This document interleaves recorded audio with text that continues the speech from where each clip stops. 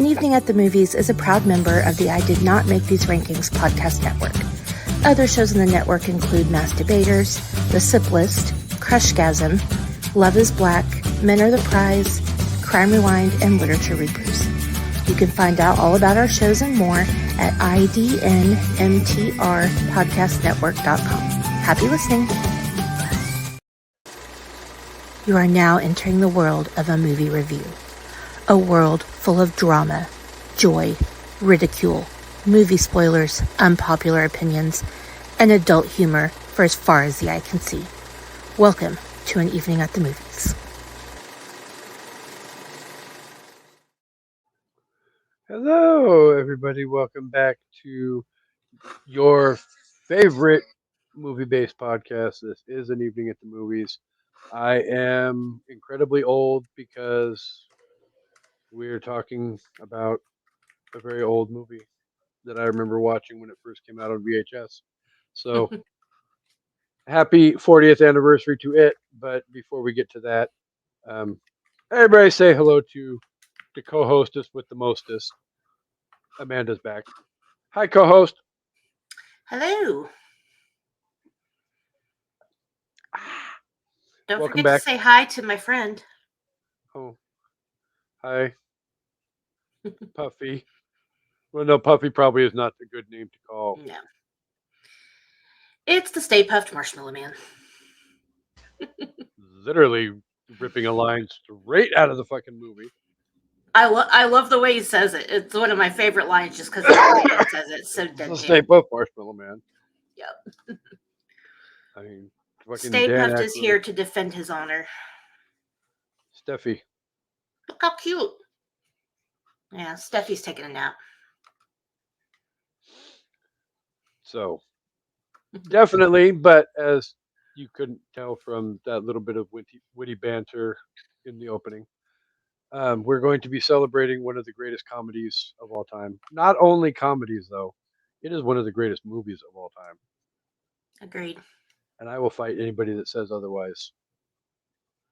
So, I would argue, and I was going to say this when we were watching it, and then I forgot, but I wanted to say it here anyway. But I would honestly argue that this is one of the most perfect, if not perfect, films ever made. Like, it's near perfection, and there's not I can't deny a it. lot of movies you can say that about. So we'll get into it, but I think it's about as perfect as you can get.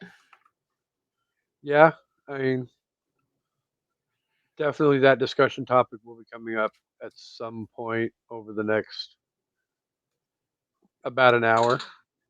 But like I said last night on the group page, I make two promises for this episode. One, we're going to deliver an amazing episode for everybody because that's what we do. And Duh. two, I make no more promises after that as to what you can expect on this episode because this literally could be a line by line recital of the entire fucking movie. I was just about to say that. I can recite this movie almost line for line too, I bet. Yeah. I could see us missing a couple lines here and there, but the epic greatness of literally like every time you turn around, and for those of you who don't know, we're talking about we're celebrating the 40th anniversary today of Ghostbusters being released. So, but every time you turn around in this movie, there's a great line that somebody is saying, and it's not just one person. It could be Bill Murray here. It could be Harold Ramis there. It could be Dan Aykroyd here. It could be Ernie Hudson there. It could be fucking Walter Dickless Peck, for all I care. Yeah, I mean, even Sigourney Weaver and Rick Moranis have some really great lines too. So, I mean, there's the main Annie characters of the Potts. movie, but oh yeah, I've quit better jobs than this. They can't get to you until after the new year. Well, just don't go in there. It's one of my favorite parts. Damn it. So, My camera's frozen. I think it's my camera. honestly, because this didn't happen last night when we were recording and I wasn't using this camera. I'm almost wondering if it's the camera going bad No, it didn't work because because it you were didn't down in the happen at living room all. last night. Uh-uh. You weren't in Sorry, the everybody. office. My camera, for people who aren't watching, my screen just froze and it's been an ongoing issue. Um, Not Interesting. that on. It's like this is the second episode of an evening at the Well, movies you've been on that's happened. yeah, that's fair. It's a recent thing. Okay. Well, problem is I don't have another camera to use, but um Didn't you just turn your camera off and on last time and everything worked fine? I don't think so. I think let me try that though. But what I did was I had to refresh the page and then it worked. Yeah, see, and that throws me out of the show, and then you have to let me back in, and it's a whole I don't know. Let me do it and let's see what happens. I'm sorry. No, you're Talk fine. amongst yourselves. This is the greatest podcast in the world. I'm going to take a cue from Shanna and sing myself a song. Why? Because that's what we do when Amanda. Hello. Hello. Welcome back, co-host. I was taking a cue Ghostbusters, from what do you want? I was taking a cue from Shanna and singing the songs while we were waiting for you. Yeah. So, yeah, I know we're not trying to get into quotes yet, and I just blurted that out, but I wanted, Oh, while I'm but we thinking it, will. oh, yeah. While I was thinking about this, I was like, you know, that I think it's a defining characteristic of a Gen Xer that anytime somebody says, "Who are you calling?" or "Who are you going to call?" you have to say Ghostbusters. I've done it since I was a child. Anytime somebody says, "Who you're calling?" or "Who you going to call?" or whatever, Ghostbusters. Like it's the only answer. I I'm not gonna lie. I've even done it at work, Oh, me too. especially the last couple weeks where one of the guys like my phone. I had my phone and I had to make a phone call, and one of the guys walked into the room and they're like, "Who'd you call?" And I'm like, "Ghostbusters." Yeah. It's like If it you doesn't even have to be the who you gonna call. It's just like, well, right. That's what I'm saying. Yeah. yeah, any form of that sentence, and it immediately elicits Ghostbusters. That is definitely one of the things on the checklist of how you define if someone is a Gen Xer. If you ever want to know for sure, you never have to ask us how old we are. Just say something that requires your mom response or Ghostbusters. I'm sure there's more, Hashtag but spoiler alert: your mother came up in this episode, or not this episode, but oh, this movie. in the She okay, might I this was like, wait, episode. what? Yeah, your mother. Do you think that's the original? Your mom? I was thinking that last night too. Like what? I'm sure it's not, but It like what? it What's the can't original have your been. mama joke? It's the first time I think I remember hearing it, but not fully understanding until Your mother. probably high school when I was watching In Living Color, Yeah. fully understanding the whole concept of your mama.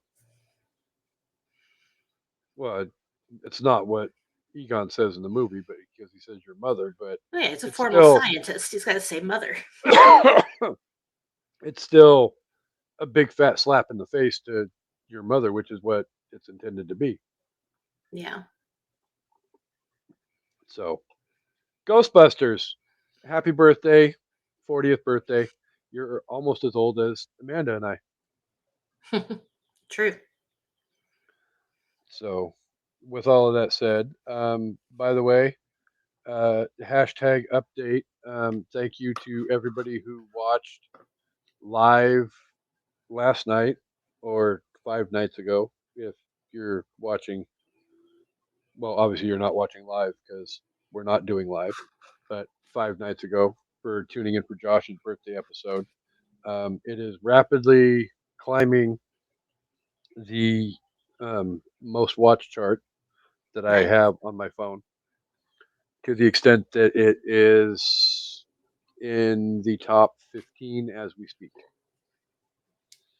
Sweet. So if it keeps doing the numbers that it's doing, um, it might hit the top of the damn charts. The So maths are mathing. yes, they are. So before I unleash the wonderment that is my co-host to describe the epic greatness that is the Ghostbusters to everybody, um, obviously it is June 8th, 2024. So Ghostbusters released on June 8th, 1984. It was directed by Ivan Reitman. It was released by Columbia Pictures.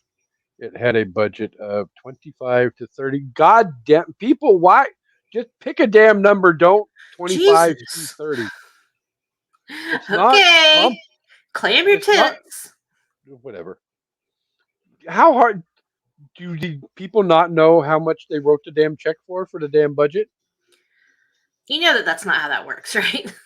True, but it also had a box office in 1984 of 296.6 million Wow. dollars.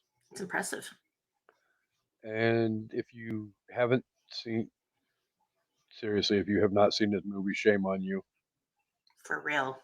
Um, but if you haven't seen it, then you can currently find it on the Cock to watch, which is where my amazing co-host and I happened to find it. Uh, That's peacock for people who don't know, just in case. yeah, Try to don't. be try to be respectable. Don't look up the cock. You'll get a completely different answer. Yeah, you don't want to Google those two words together because you might wait. Oh, well, that makes sense. Oh, of course Okay. somebody is mowing right outside my window. Yeah, I bet they are. So, would you like to put your current reputation on the line and wager a guess as to what the Rotten Tomato score is? Yeah, I mean, Let me let me pull up the whole thing. Could you like to know both scores? I do. And I'm starting to wow, feel pressure now because I've been within 10 and even closer on my last several guesses. So I'm hmm feeling the pressure of keeping my streak going. so you get two shots. You get to guess the tomato meter, and then I'll let you guess the audience score Okay, because one of these is hot garbage. I'm going to guess the audience score first because I think that's going to be the easier one. I I'm honestly going to put it in the high 90s. I'm going to say I'm going to say 96% for the audience score. No? Okay. Below 90? No, come on. There's no way. Okay, well let me think. Screenshot. Tomato meter, let's say, well now, The audience had it. The audience had it at 88%. okay, that's not, Not horrible, but should be who the higher. It fuck are should these be in the people that 90s. tank the fucking score? Well, and the audience, what people have to remember about Rotten Tomatoes is that it didn't exist in 1984. So True. those scores are not representative of probably how the movie was received. And that can be a good or a bad thing depending on the movie. Um, anyway, tomato meter, let's say, see, that messed up my guess. Let's say 74%.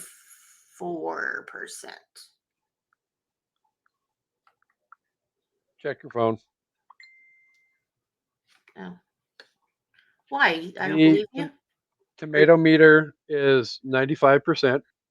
whoa! The audience meter is 88%. So Interesting. the tomato meter for once in a fucking blue moon. Got it right? Well, I still think 95 is a low score, Yeah. but um, the tomato meter got it close to being right. So Damn.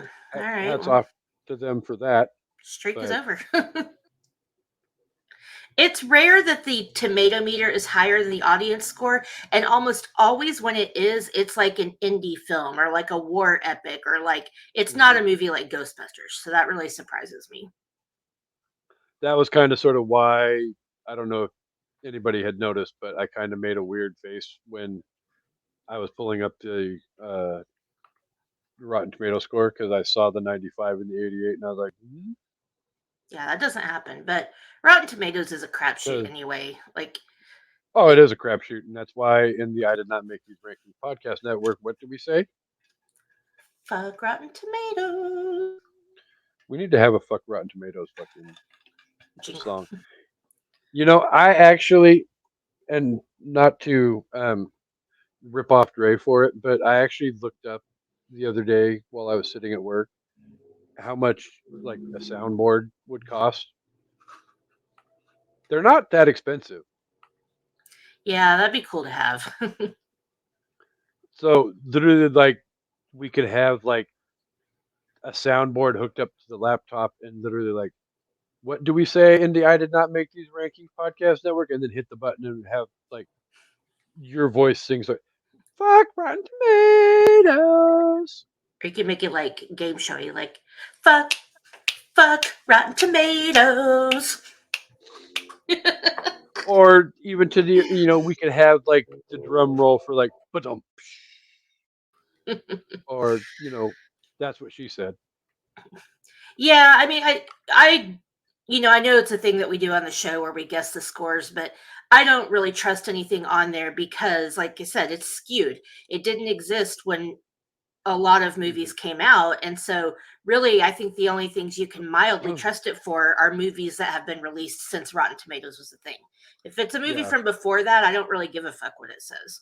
Well, and you kind of sort of have to remember too, and I think this is right along the lines with what you were saying, is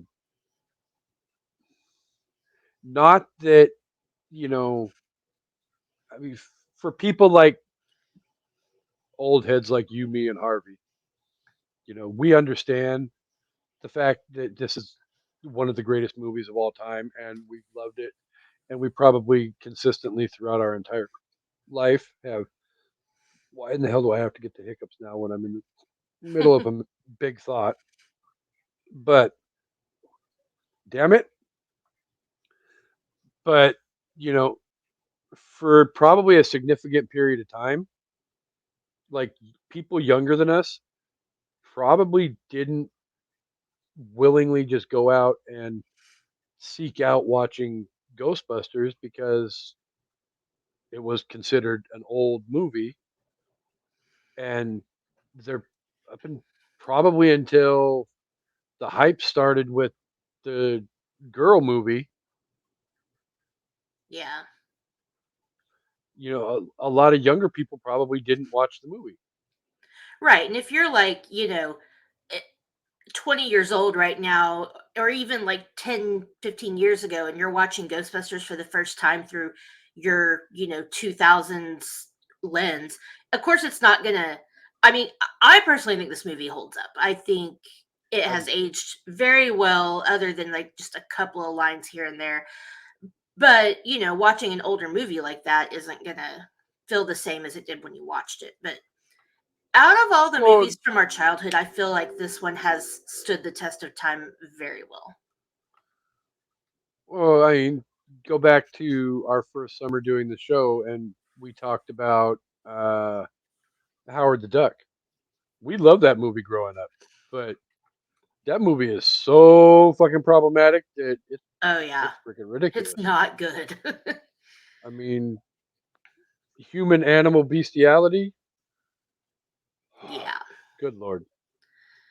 So, So yeah, but this movie holds up, which makes me happy. so are you ready to rip the band-aid off and let the amazing listeners know all about the wonderment that is busting ghosts? Of course.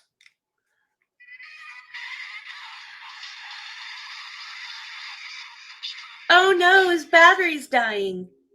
Oh no. Stay Puft doesn't play the song anymore. It just went, "Is there something strong?" Oh, hell no. Oh, Stay Puft, no. His marshmallow smell is pretty much gone too. Oh, damn. I hope But that it's actually a replaceable battery and not just like one of those, I hope it is too. because that would This suck. was a okay, sorry. I'm going to refresh one more time and then because I want people to be able to see them for a second.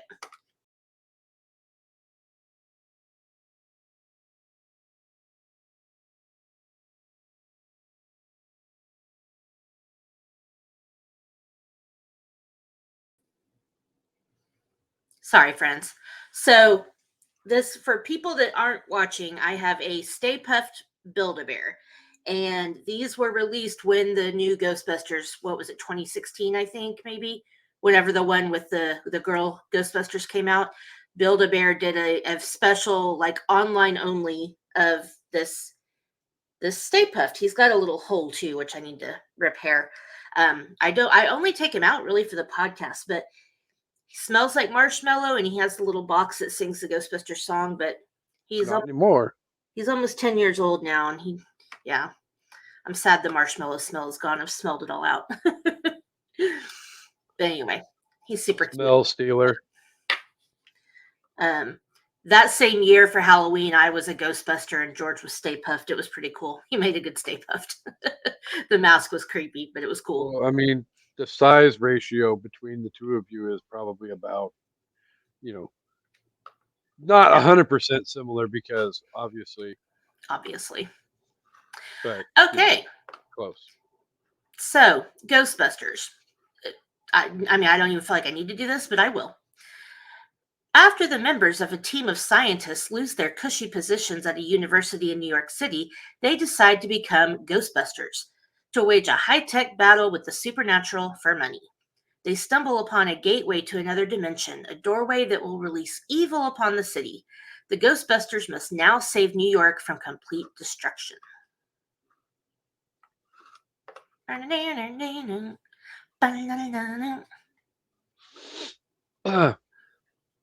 I didn't think about it, but it's probably a good thing that Steffi's battery is dying.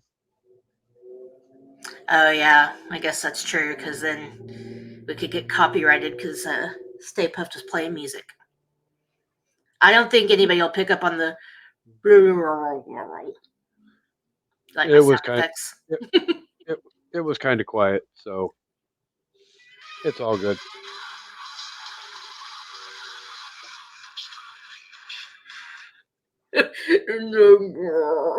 Poor guy, poor little guy. Okay, anyway. Stay Puffed is freaking sick and dying. Rest in peace. Ooh, have you ever played the Ghostbusters game that they have at like Dave and Buster's or Main Event? No, I have not. It is so cool. So it's one of the like sit down, you get inside the like the Jurassic Park game where you shoot the Hmm. dinosaurs. You know what I'm talking about? Yeah, So it's like that. You get inside the thing and you're shooting Stay Puft as he's climbing up the building, and you have to kill him before he gets to the top. And it's very cool. It's one of my favorite games to play whenever we go. to Dave and Buster's. Well, Main Event, but I know Dave and Buster's has had it or used to, but we have a Main Event by our house, so that's where we go. So, Ghostbusters. What do you want? What is the most? What about the movie resonated for you? Oh, geez. I mean, what I isn't think to resonate? But I think it's, for one thing, it's the adventure, especially when I was a kid. A lot of the jokes obviously didn't land when we were kids, but the adventure aspect of it, there's ghosts and they're a little scary, but they're not too scary where it was hard for us to watch. And then you got these really cool guys with their, proton packs and they're shooting the ghosts with like this electricity. Like it was all very technology forward for 1984, and so it was really cool to watch. You could still enjoy it without understanding all of the subtext. And then growing up and watching it and picking up more of the jokes and like whatever and understanding things just made it so much better. But for me initially as a kid, I think it was just, I've always thought ghosts were cool, and always just thought.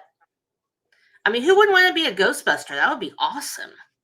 I thought it was a very novel idea. Well, I was a Ghostbuster one year for Halloween Well, me too, when I as an was adult, though.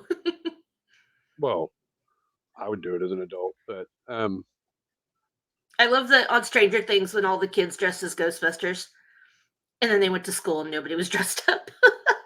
Poor kids. to be a geek in 1985. Yeah. Um, no, but even like uh, me and my brother and a couple of friends that we had, had our own little spoof on Ghostbusters where we called ourselves Food Busters, Yeah. and we made homemade like little business cards, like if you've got bad food that you don't want to eat, who you gonna call? Food Buster, and what like come and eat all the bad food. That's funny. I So, mean, I think now, obviously, as an adult, what resonates is the dialogue. I mean, among other things, but when I first, it's a difference watching it as a kid and watching it as an adult.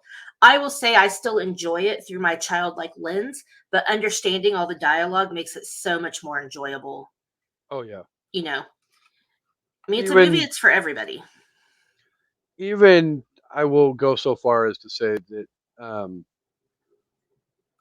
understand. I mean, even as an adult, understanding deeper the dialogue of even like Ghostbusters 2 helps make that a more enjoyable watch for me as well. Yeah, it Happy helps you that relate to I the put that out characters. in the universe so that everybody can hold my feet to the fire on it. We will be doing Ghostbusters too. It's a We almost will. perfect sequel. I I don't know if I can go that far, Mm. but But yeah, it's I think understanding all the dialogue makes you relate to the characters, or at least want to like root for them or like them more. oh Um, yeah. Well, these like you're four invested. morons are freaking likable already from the beginning, even all the way back to the um, psychic card game Mm, in that sorry. scene at the college where Yeah, clearly Dr. Venkman is trying to quote unquote get it in. which as a kid you don't understand that that's what's happening, but it's still funny because you're seeing that dude get shocked. Like as a little kid, I'm like, ah, that's funny. He got shocked, and then as an adult, I'm like, oh, he's an asshole. Well, I mean, He's even just to trying the to get in that extent girl's pants. that there's actually a moment, if you pay attention close enough to that scene, where he's holding the card up and the freaking dude guesses the right freaking thing that was Hmm. on the card, and he's like, no, No. and puts the card down and it's like, damn, you can't even freaking cut him a break one time. Right. I'll tell you what the effect is. It's pissing me It's pissing off. me off. Therein starts the quotable moments of an Yeah. evening at the movies. But that's, there's a lot of 80s movies that we've said this about, but I think that's one of the things that makes this movie so good is that it can be, I could sit down and watch it with a 6-year-old kid and I wouldn't be worried about them watching it. And then at the same time, I can still enjoy it and we can enjoy it for different reasons, but it's still so much fun to watch. Oh yeah, you understanding the humor takes it to the next level, like you said. Right. But you don't have to understand the humor to enjoy it. Right. So if you're 6, 7, 8 years old, Nico's age, he loves this movie. Yeah. Echo's kids love this movie. And I can guarantee you, none of them freaking fully understand every nuance of the jokes throughout the entire freaking movie. Yeah. Well, like, and what's interesting, like, okay, the scene with the librarian, where he's asking her the questions, and watching it as a kid, he's like, "Are you Alice menstruating right now?" And the guy's like, "What's that got to do with it?" And one of my favorite lines: "Back off, man. I'm a scientist." Yeah, But as a kid, exactly. I had no idea what the hell menstruating was yeah, at I had no clue what they 7 were years talking old. about.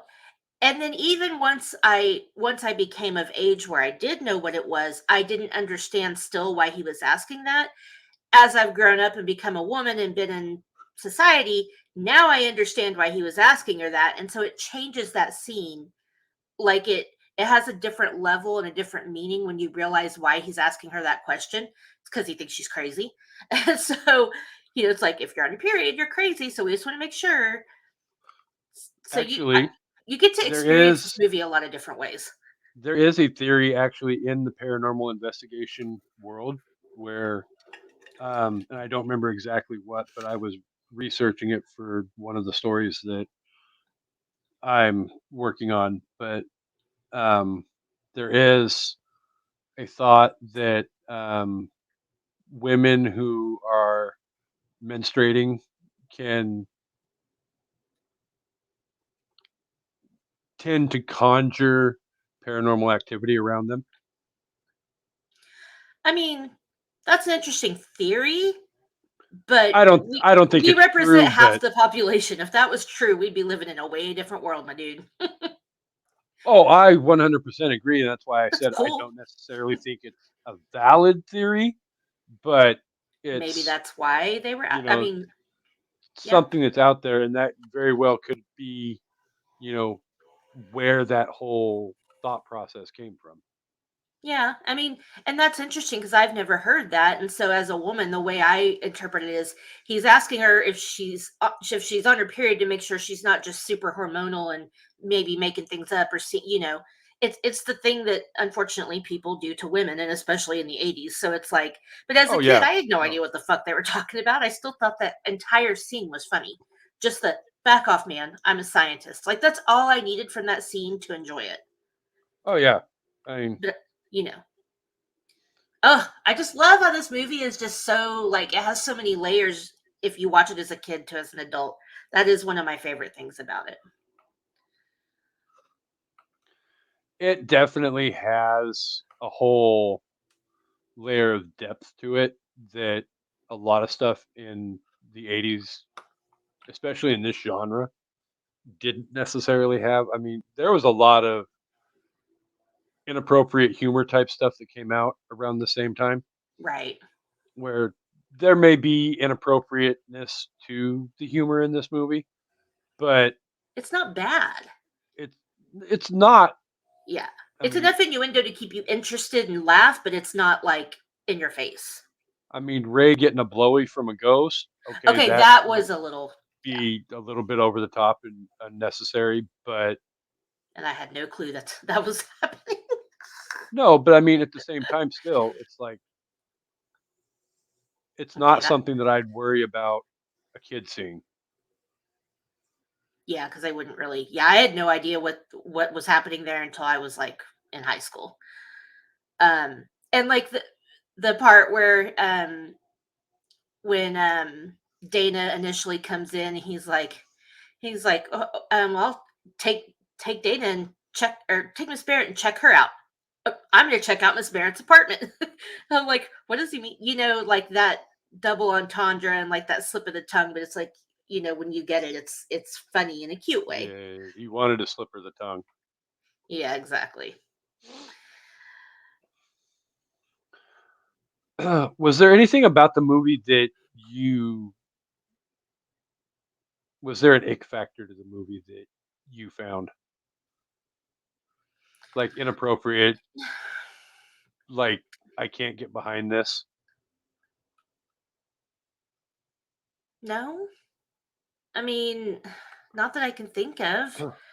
Um, I mean, I had to get the question out there just for the pure fact, you have to have the contrast. yeah, But but it's like I really said, like you said, though. It's a perfect movie. yeah, it's one of the few movies that I would say is almost absolute perfection. Um, I don't feel like it lags anywhere. I don't feel like anything's overly offensive. I don't, I guess yeah, the Ray getting the blowy from the ghost might be a little yeah, but it to me it's funny. I don't think it was like too in your face. Um, Well, no, because I mean, even seeing it as a kid, I understood that he was having a sexual experience with the ghost. I didn't know that that's exactly what it was. Yeah. Um, I not really. I really honestly, and I kind of tried to think about this last night. I can't really think of anything that I don't like about it. No, I'm the same way. And I mean, like you said, the movie doesn't lag at all. In um, other movie, there's great movies that came out in the '80s around this time. I mean, I'll even be willing to throw one of my all-time favorite movies under the bus here, but like even Beverly Hills Cop, that is, like I said, one of my favorites. There's still maybe a moment or two where it kind of sort of slows down and maybe lags a little bit, Yeah. where I don't really feel like Ghostbusters does at all. Yeah, I don't You know, either. I really don't. Ferris Ferris Bueller has moments where it may lag a little bit. Yeah. You know, even No, maybe the I don't. Goonies. You know, Yeah, yeah, maybe. so Yeah, I just don't feel like this movie does it all. I mean, no. even the moments that aren't action packed are still very like Hmm. relevant, you know? I love the scenes between Lewis and Dana, like in the hallway. It's like, oh, Dana, it's you. It's like he's always waiting for her to come home. But like, even those little Creepy scenes are stalker. just like cute and funny and whatever, you know? They're cute and funny, but it was also our introduction to, nerds that stalk hot women when we were 7 years old. Yeah, I mean, every movie I feel like I can say something about it that maybe I would change or I don't like, or not even necessarily something I don't like, but that maybe I could just nitpick at. But I honestly cannot think of a single thing about this movie. And I don't know if Could that's because I just love it so much, so I'm a little biased, or if it really is just that perfect of a movie. I think it's just that perfect, but I'm sure other could people could easily say something, but could I got could nothing you for you. could you do that with Clue? Um, hmm. There it that wh- yeah. I don't know. I mean, maybe. I Clue is another one of those movies that's up there with me that's almost near perfection. Huh. I'm sure if I thought about it, I could find something to nitpick out on Clue, but um, So here's where I would go with my thoughts on these two movies. Is Clue something that I would sit down and feel comfortable with Nico watching at 8 years old, I mean, or that he would get? I don't think he would get it. I wouldn't feel uncomfortable with a kid watching it. I don't think a little kid's going to really get it, but the slapstick humor might be enough to keep them engaged. Yeah. So if anything, that would be my one knock at Clue. Would be if you compare Clue and Ghostbusters, I feel like he would get Ghostbusters a lot easier than he would get Clue. Yeah, but I don't even think that's a knock at the movie because I don't think children No, were it's ever the not. intended audience. No. Ghostbusters is obviously the intended audience is that it's a family movie for the most part. There's no way kids weren't going to see this movie. It was such a big deal. It Well, no, Clue that's it's not aimed at they kids. that's why they well, that's why they created Slimer. Right. Oh, Slimer. That whole thing could have been a lot worse than what it was, but they made him quote unquote cute and funny Right. because they knew that they had one marketability with that character, and then two, you know, because they easily could have focused all of their freaking attention on the Stay Puft Marshmallow Man, and Yeah. I think to a certain extent they did. But Slimer was way more popular though. Slimer, I mean, literally, even the cartoon was the real Ghostbusters with Slimer, Yeah. and he became less of a they're fighting against him, but they're working together as a team in the cartoon. And they And knew what they had in front of them. yeah, for us as kids in 1984, later 80s, whenever we saw it, like how cool was that?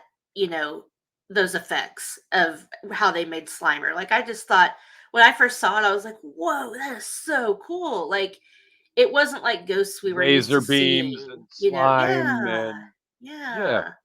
that He's so looking at me. He slimed me. And Ray's so excited about it. That's great. Actual physical save contact. me some. Save me, save me some. But Okay, oh my god, so go ahead. who's your favorite Ghostbuster?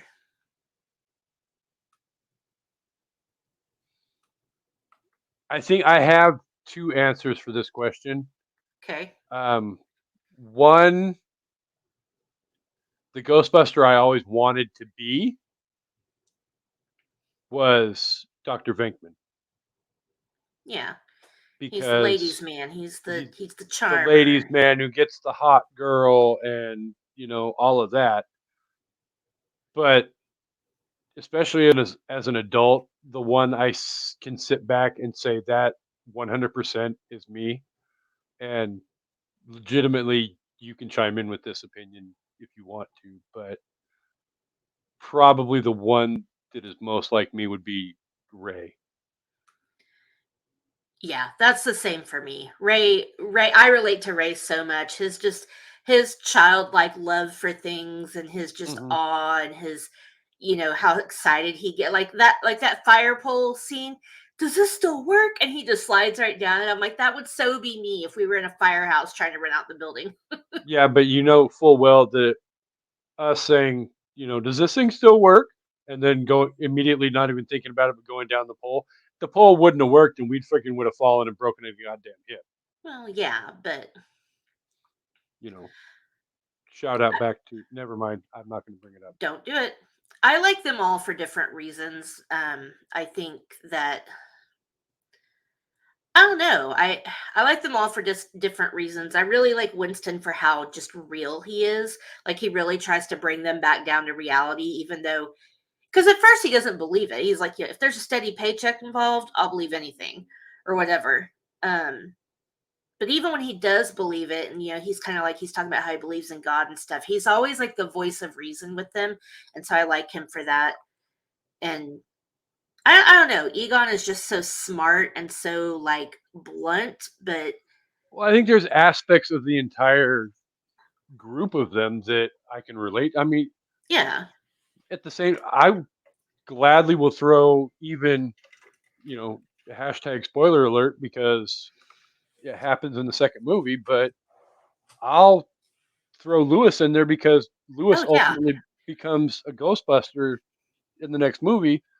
But so there's five of them, and I honestly can say I can see aspects of all five of them that I have as a person. So it is what it is. I love in the second one when he puts the suit on, she's like, "You look magnificent in this." And he's like, "I was born to wear this." And then he gets on the I bet you bus were. and Slimer's driving. He's like, "Okay, I hope you have your license." God, I love Right. Ghostbusters too. It's so fucking good. Anyway, Shout out to Chris Cole, who does not like Ghostbusters 2. I do not understand how you cannot like it. I really don't. Like, especially if you like the first one. I don't know. Whatever. I thought they did It, such a good job of not overdoing it and over mhm.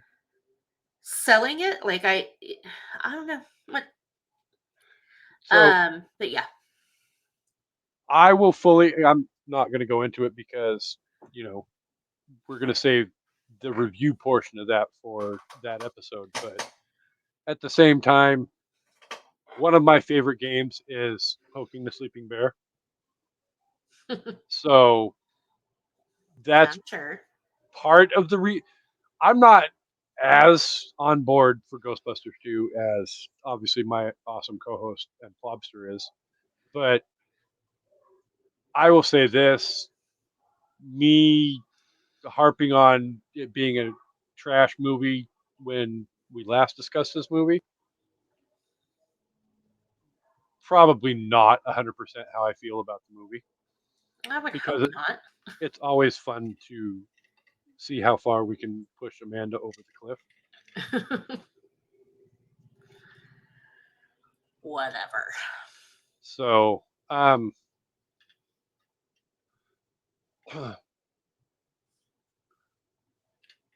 who I'm trying to see how I want to word this question because I Okay. feel like there's a couple of different aspects to this movie that um, can fall into the category, but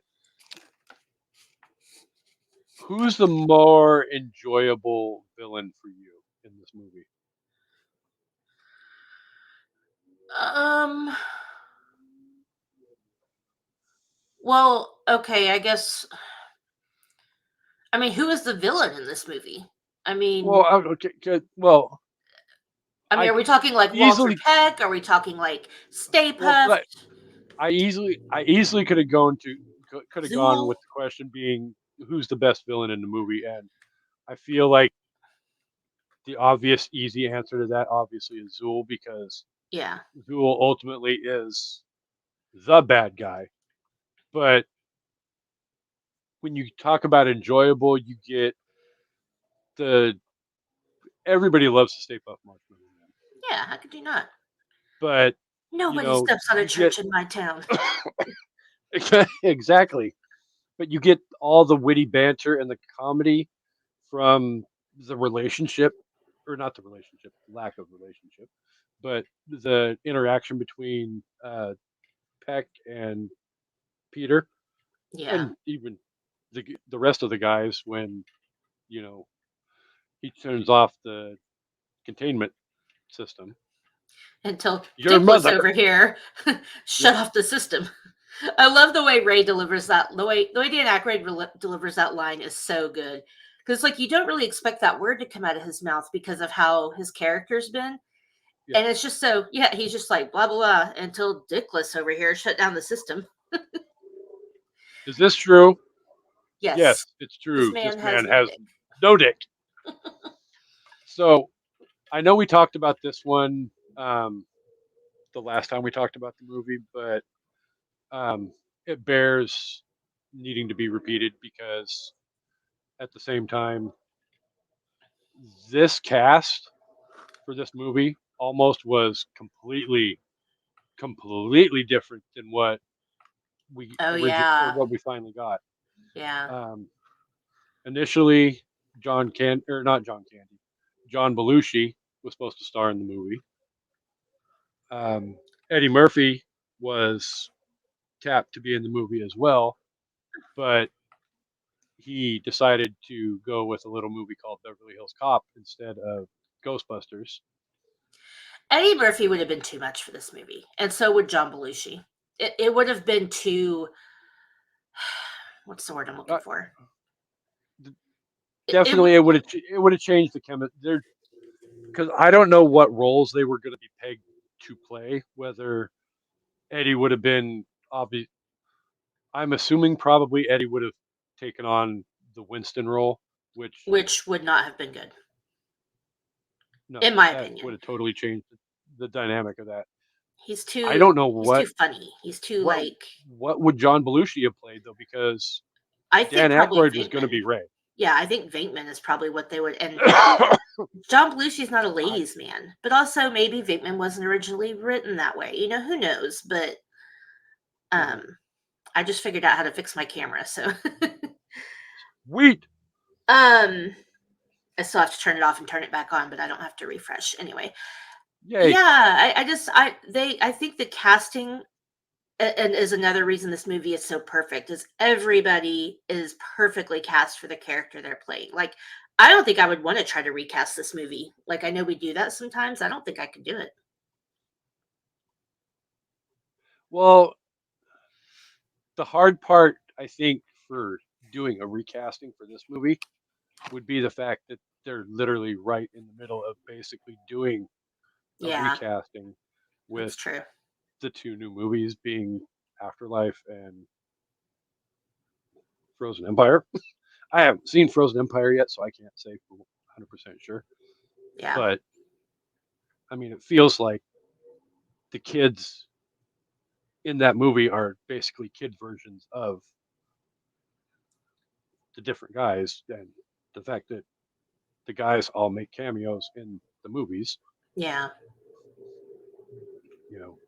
But yeah, I will definitely shoot any idea for a recast the past episode focused on Ghostbusters, one or two. Yeah. And I don't feel like I'm up enough on pop culture to be able to do a recasting of three and four being Last Call or the kid movies. Oh, yeah. I mean, what are we going? I mean, literally, okay, I got the Stranger Things cast. I That mean, because in a way, that's what Stranger Things is. not a Is terrible idea. I could see. I think they're probably all getting too old for that now, Well, well, to which is be yeah, to probably be one of the kids, big but knock. Well, yeah, that's one of the big knocks on that TV show now is Netflix crapped the bed on that one with having all the big fucking huge gaps in between the seasons. I mean, I could see it. I could see. I would make Dustin Vinkman. I would make Mike Ray. If we're doing it to keep the black guy and not mix it up, then I would. Honestly though too, I think Lucas would make a good Winston because Lucas is always the voice of reason. Yeah. Um, and then yeah, have Will be. See, it's hard because I feel like Mike should be Vinkman, but Mike is not. Dustin's the ladies' man. Like Dustin's got to be Vinkman. He's the one with the funny lines. He's the smooth talker. Like it's got to be Dustin. No, I agree 100%. That's probably the direction that I would go And with Will's it Will's not happy enough to be Ray. So now that I'm officially caught up on the Stranger Things yeah. all these years later. I also But feel I like digress. I also feel like Lucas could pull off Vinkman too.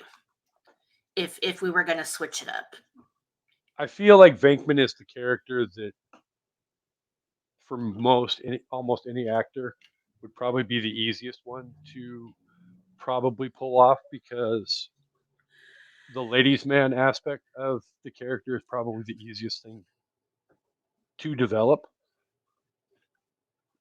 Yeah. And what's interesting to me is that I don't even think Bill Murray is that good looking. Like, I if you're don't. ask me who was the most handsome of those men, it's Dan Aykroyd or Ernie Hudson. Now we know the black guy wasn't going to be the lead in 1984. Like, let's be real. But No. I mean, Bill Murray is not like some hot Lothario, but he's charming, and Hi, that's people. what he that's what he had going for him was he wasn't unattractive, but he wouldn't be a guy I'd go up to in a bar and be like, "Hey, what's up?" So But in 1984, were we going to a bar? no, I'm So, just saying. oh, I know. So, what would be what would you consider to be your favorite moment or line from the movie? Oh, I don't think I can pick just one. Um, I can't. I mean, I definitely love the whole scene where they catch the first ghost, the whole hotel scene. Like, from being in the hallways and with Slimer and then to the, ballroom and all of that. And he's like, $3,000? That's ridiculous. I didn't know it cost so much. I won't pay it. I'm like, okay, we'll just go let him back out. No. I love we saw, we kicked its ass. Um, Right? I really like the opening. I will say that Library Ghost was the scariest ghost of the movie. but I thought the opening of the movie was perfect. It was, it sucks you right into the story and immediately gets you into, oh my god, okay, they're showing us the ghost right from the get-go. And of course, another one of Yeah. my favorite lines. You're right. No human being would stack books like this. Damn it. This Um, movie, this movie is so fucking the quotable. ending is Like I said, amazing. Oh yeah, unbelievably quotable. What is happening again with my? Um, but no, that ending I is can't pick a favorite almost part. spot on perfect. Um, Anything with I Janine, I love. oh no, Her freaking snark is amazing. as weird as it may sound, even like going back to like my childhood, you know, there may have been moments growing up where she was attractive to me because of like her snarkiness and Hmm. you know she had no fucking filter. Yeah, She didn't give two shits. Even when you know you have the moment where um, Peter looks at her and says, makes reference to the bug eyes, and she gets all further. Like, I've quit better jobs than this. quit better jobs than this. Ghostbusters. What do you want? But I think my favorite line of hers is when she's picking up the phone. It's like, well, they can't get to you until after the new year. Well, just don't go in there. And then hangs up the phone. Oh my Right? god, it's so funny. Um, and I liked, she had a little bit of a bigger part in the second one, which I really liked too. Um, I It was love that more her in and depth. Lewis get together. It's my favorite. They hooked up. I'm glad that they kept Lewis because Lewis could have easily been dropped from the story and people probably wouldn't have Mhm. even cared. And I don't mean that in a bad way. I just mean like his character has an ending in the first movie that doesn't really require him to be in the next movie. Like nobody's gonna be like, "What happened to Lewis?" You saw what happened to Lewis. That's fine. They could have easily Yeah, not kept him, but the fact that they did, and then made him made him their accountant, then because he's like his first thing when he sees them after he's out of the thing, like, who does your taxes? It's just so cute. So I'm glad they but kept then him. but then he evolves into becoming their attorney in Right. the second movie. So his character definitely, for, for lack of a better term, his character probably had him and Janine. I would say probably had the most growth from 84 to 89 between the two Yeah. movies. I feel like Janine had a lot more involvement in the sequel, Yeah. and Lewis did too. But his role definitely 100% changed from. I mean, how are you? I feel like he almost had to change because how does an accountant fit into that story where Right. the natural progression would be make him their attorney, and the fact that he Okay, but doesn't have a whole lot of experience with that. plot hole, being a CPA doesn't make you an attorney. They did kind of Oh like just no, gloss over that, but hey, whatever. It's fine. Look, this is a tax write-off. That's why I invited clients instead of friends. exactly. He knew what the hell he was doing. Okay, so should we like try to each pick like, I don't know, 3 or 5 that are like our favorite lines from the movie? I say go with three because I don't want to totally rip off the SIP list. But I also feel like we could literally do a SIP list episode Yeah. on I mean, our okay, top how five about favorite this? lines. Are there any that we haven't really talked about yet that are your favorites?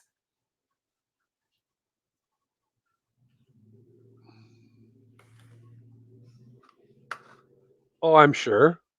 Yeah, I know there's so many. So, okay, let's go with that then. Um, like some of the ones that I brought up last night while were watching the movie, Mm. like when they come out of the bank after um, Ray's second guessing, you know, my parents left me that house and blah blah blah blah, you know, whatever, and he's all like, "Don't worry, you're not going to lose the house. Everybody has three mortgages nowadays." That's And a good one. well, and I mean, you look at it like this though too. I mean, from the end of the first movie into the second movie, you know, did he end up losing the house though? Because they went out of business. Obviously, went out of business, and Yeah, that's he interesting. basically went on to become a cult bookstore owner, and who moonlights as a kid's birthday party act. Yeah, that's sad. um,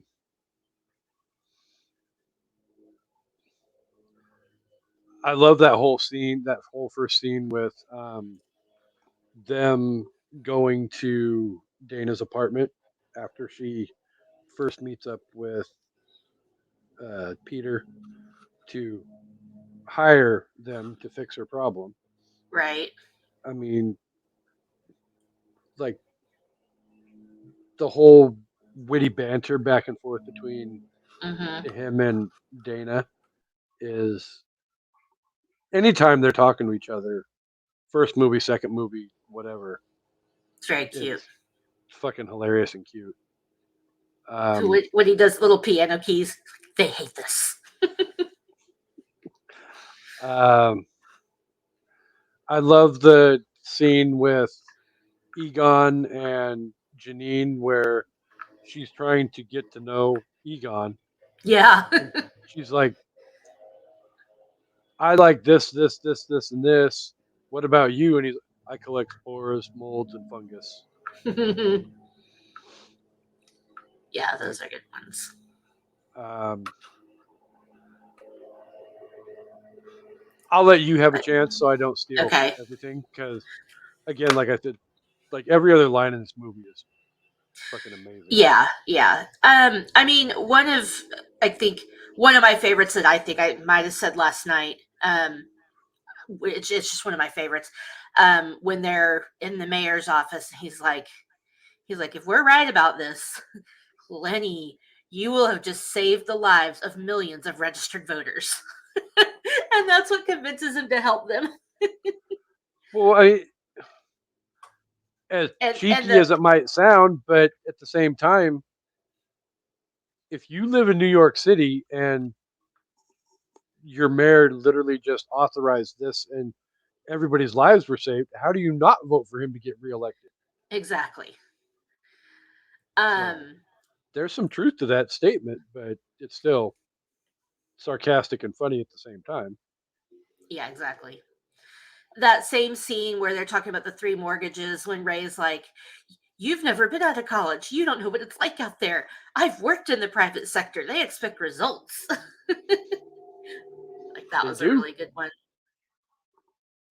Well, and we don't know exactly how long they've been working at the university and basically just hidden away, not expecting to produce anything, and how long it took the university to finally have enough of it and say, "Fuck you, you're out of here." Yeah. Um Also when Stay Puft shows up and Vinkman's like, we've been going about this all wrong. This is Stay Puft. He's a sailor. He's in New York. Let's get this guy laid and we won't have any trouble. Exactly. Oh, that's I so still, good. I, I can't. I mean, I know we briefly brought it up, but nobody steps on a church in my town. Hmm. And then the Um, obvious, Ray, if somebody asks you if you're a god, you say say yes. yes. Spoiler Um, alert for How I Met Your Mother. when Yeah, when he's in Dana's apartment after she's been, possessed, she's like, "I want you inside me." It's like, no, sounds like you got two or three people in there already. And what a Oh, lovely singing wink, voice you wink. must So have. much innuendo in that scene. Yes. There is no Dana, only Zool. Mm. Symmetrical book stacking. Just like the Philadelphia mass turbulence of 47. You're right. No human being would stack books this way. I think I already said that, but that's just one of my favorites. No, But yeah, I thought that was, oh, well, that's interesting. If nobody would stack books that way. But now as an adult, you sit there and it's like, okay, it's book stacking. Everybody would stack books like yeah. Oh, you that. know, there's one more that is like it's very subtle, and it's in that same scene that I collect spores, fungus, molds, whatever. Spores, molds, and fungus. Yeah, there you when she's talking to him, she's like, "I like to read a lot." And he just goes, "Print is dead." And then she's like, "That's very fascinating." And blah blah blah blah. It's like, "What?" Or she's like, she's "I bet hitting, you like to read a she's lot too." hitting And he's on him just and like, flirting with him, and he's not picking "Print it is up. dead." And she's like, "Oh yeah, that's very fascinating. Like you didn't even listen to him, did you?" No. Uh, funny. And So of course, it smells like yeah, burnt dog. Oh, sorry, Vinkman. Sorry. I love when his Canadian comes out. yeah, Dan big Aykroyd. time. Oh, It's Vinkman, I'm sorry. I'm sorry, eh? Do you want this So body? Is that a trick question? Okay, if I you think were I'm gonna done. rate the movie out of 5, I mean, I have a feeling I know what you're gonna say, but um, what would you give the movie? Yeah, obviously, 5 out of 5 proton packs I mean, or Stay Puft clearly Marshmallows. it is clearly one of those movies that definitely falls into the 5 out of 5 Oh yeah, category. absolutely. I mean, so 5 out of 5. Um, demons with bubble suits on. Are you a god? No. No. Then die. She was a weirdo. Yes, she was. But then at the same time, it was still one of those where to her with that whatever the hell that was, it His there foot was still smells like marshmallow. not if you keep sniffing it, it won't. Yeah, I mean, like I said, one of the most perfect movies ever made, in my opinion. The fact that it still holds up 40 years later and really I have no complaints is just, it doesn't get much better than that. Well, because here's the other thing we have to think about too. We've revisited movies on the show before. If you actually stop and think about it, 200 and some odd episodes later, we haven't revisited that many. And the ones that we have revisited have been amazingly great movies. Yeah. The other one that has been revisited a lot on the show is coming up again here in a couple weeks.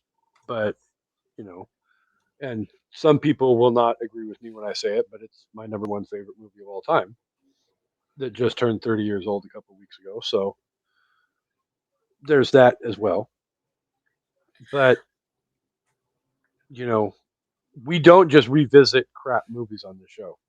Right. It has to be something worthwhile. And I feel like there's other things in our past library that deserves potential revisits, but Yeah. I don't just want to revisit the last 200 and what 20 some odd episodes, 30 No, episodes, whatever. there's too many movies. His little Well, hand is there's just resting on my boob. I didn't do that on purpose. I just like that was funny. I was just like, okay, maybe we did just need to get him laid. well, and there's still plenty of movies coming up in the very near future that are worthy of our attention as well. So we Yeah. can't just keep revisiting everything. hashtag spoiler alert, we do have an episode that has been requested coming up, possibly even before Beverly Hills Cop. Now that I think about it, because I think the promise was made that we'd release it the week of Fourth of July week, but one of my clients at work requested that we do an episode on Blade. So Oh yeah, that's right. I think I remember you saying that. I mean, the thing is, like, with this movie is, like, my number one movie of all time is Halloween.